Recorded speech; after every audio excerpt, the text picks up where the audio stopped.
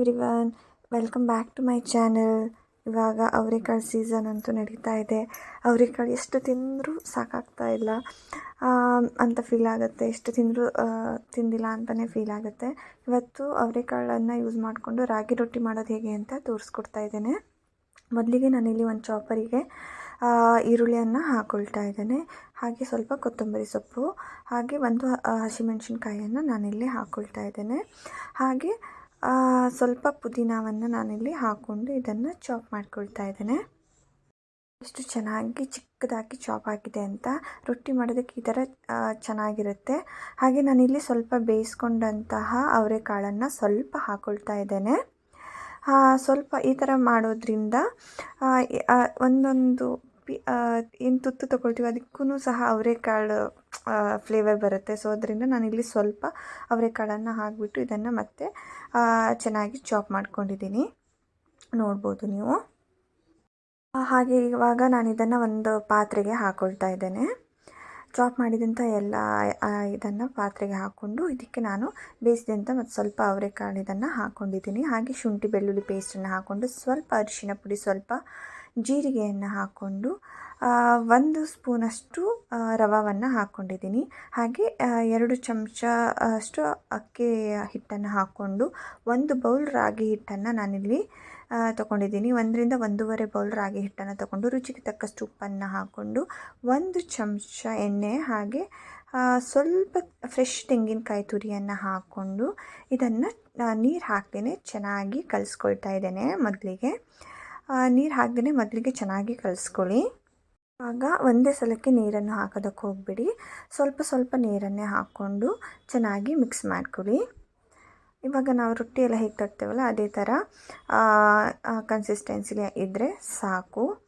ಈ ಥರ ಚೆನ್ನಾಗಿ ಕಲಿಸ್ಕೊಂಡು ಸ್ವಲ್ಪ ನೀರನ್ನೇ ಹಾಕ್ಕೊಂಡು ಇದನ್ನು ಚೆನ್ನಾಗಿ ಕಲಿಸ್ಕೊಳ್ತಾ ಇದ್ದೇನೆ.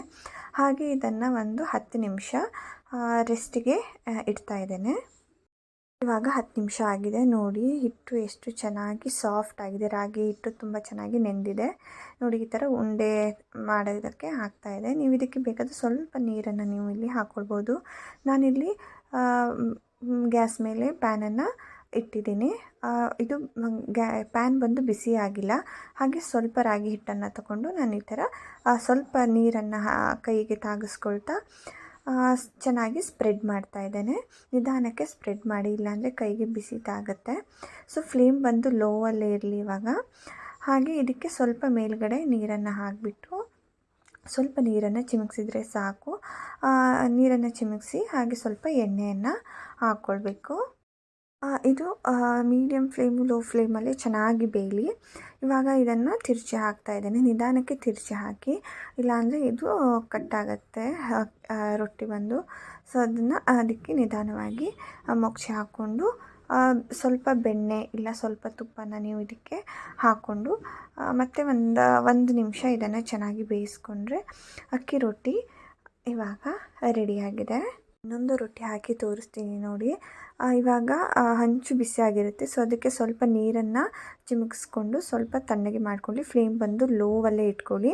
ಹಾಗೆ ಸ್ವಲ್ಪ ಹಿಟ್ಟನ್ನು ತಗೊಂಡು ಸ್ವಲ್ಪ ನೀರನ್ನು ಅದಕ್ಕೆ ತಾಗಿಸ್ಕೊತಾ ಈ ಥರ ಸ್ಪ್ರೆಡ್ ಮಾಡಿದರೆ ಆಯಿತು. ತುಂಬ ತೆಳ್ಳಗೆ ಮಾಡೋದಕ್ಕೂ ಹೋಗಬೇಡಿ, ಹಾಗೆ ತುಂಬ ದಪ್ಪನೂ ಬೇಡ. ಈ ಥರ ಮೀಡಿಯಮ್ ಇದರಲ್ಲೇ ಮಾಡಿಕೊಂಡು ಸ್ಪ್ರೆಡ್ ಮಾಡಿ. ಹಾಗೆ ಮೇಲ್ಗಡೆಗೆ ಸ್ವಲ್ಪ ಎಣ್ಣೆಯನ್ನು ಹಾಕ್ಕೊಂಡು 2 ಕಡೆಯೂ ಚೆನ್ನಾಗಿ ಫ್ರೈ ಮಾಡಿಕೊಂಡ್ರೆ ಆಯಿತು. 2 ಕಡೆ ಚೆನ್ನಾಗಿ ಬೆಂದಿದೆ. ನಾನು ಇದಕ್ಕೆ ಸ್ವಲ್ಪ ಬೆಣ್ಣೆಯನ್ನು ನಾನು ಹಾಕ್ಕೊಳ್ತಾ ಇದ್ದೇನೆ.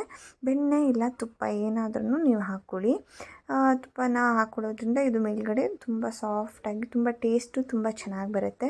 ಈ ರೀತಿ ಒಂದ್ಸಲ ಅವರೆಕಾಳನ್ನು ಹಾಕಿಬಿಟ್ಟು ರಾಗಿ ರೊಟ್ಟಿ ಮಾಡಿಬಿಟ್ಟು ಟ್ರೈ ಮಾಡಿ. ನೀವು ಸಹ ಖಂಡಿತ ಒಂದ್ಸಲ ಈ ಥರ ಟ್ರೈ ಮಾಡಿ, ತುಂಬ ಚೆನ್ನಾಗಿರುತ್ತೆ. ಮಾರ್ನಿಂಗ್ ಬ್ರೇಕ್ಫಾಸ್ಟಿಗಂತೂ ಮಕ್ಕಳು ತುಂಬ ಇಷ್ಟಪಟ್ಟು ಇದನ್ನು ತಿಂತಾರೆ. ನೀವು ಇದನ್ನು ನಾರ್ಮಲ್ ಚಟ್ನಿ ಜೊತೆ ಇಲ್ಲ ಈರುಳ್ಳಿ ಚಟ್ನಿ, ಟೊಮೆಟೊ ಚಟ್ನಿ ಜೊತೆ ಸಹ ಸರ್ವ್ ಮಾಡ್ಬೋದು. ನೋಡ್ಬೋದು ನಂದು ಇಲ್ಲಿ 2 ರಿಂದ 3 ಅವರೆಕಾಳು ರಾಗಿ ರೊಟ್ಟಿ ರೆಡಿಯಾಗಿದೆ. ತುಂಬಾ ಟೇಸ್ಟು ತುಂಬ ಚೆನ್ನಾಗಿ ಬರುತ್ತೆ. ನಾನು ಇದನ್ನು ಇವತ್ತು ಅವರೆಕಾಳು ಸಾರು ಜೊತೆ ಸರ್ವ್ ಮಾಡ್ತಾ ಇದ್ದೇನೆ. Thank you for watching. Please subscribe to my channel.